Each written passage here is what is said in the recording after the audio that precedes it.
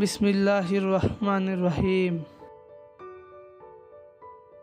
হে আল্লাহ, আপনার গায়বী জ্ঞান এবং সকল সৃষ্টির উপর আপনার সার্বভৌম ক্ষমতারে ওসিলাই চাই।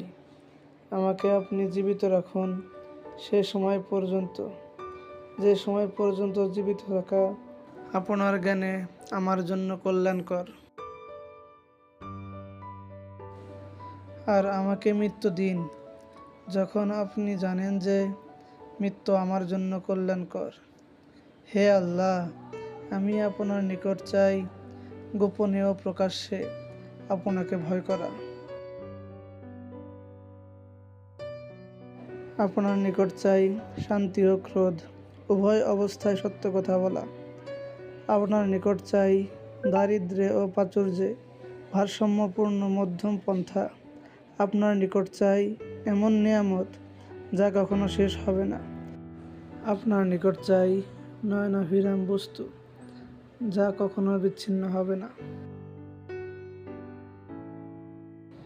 আর আমি আপনার নিকট চাই তাকদীরের ফয়সালার উপর সন্তোষ। আমি আপনার নিকট চাই মৃত্যুর পর প্রশান্ত জীবন। আমি আপনার নিকট চাই আপনার চেহারার প্রতি দৃষ্টিপাতের স্বাদ। আপনার নিকট চাই আপনার সাথে সাক্ষাৎ লাভের ব্যাকুলতা, এমন যে তাতে থাকবে না কোনো ক্ষতিকর কষ্ট কিংবা ভ্রষ্টকারী ফিতনা।